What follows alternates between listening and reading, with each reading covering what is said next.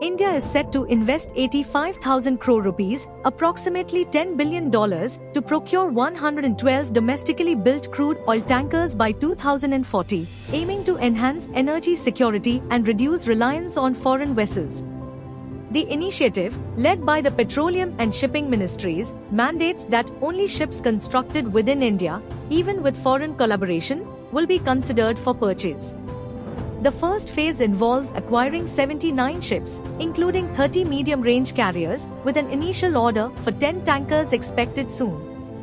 Currently, Indian-built tankers constitute about 5% of the nation's fleet.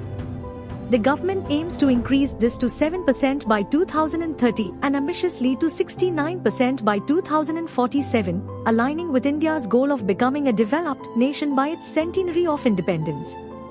To support this transformation, a 25,000 crore rupees Maritime Development Fund has been announced to strengthen the shipping sector and incentivize domestic shipbuilding.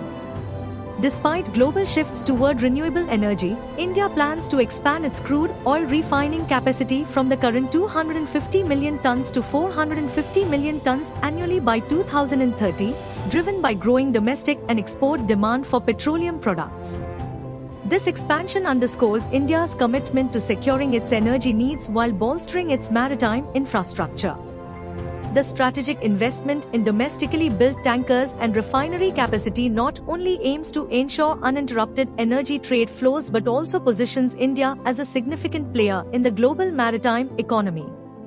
By fostering local shipbuilding and expanding refining capabilities, India is taking pivotal steps toward energy self-reliance and economic development.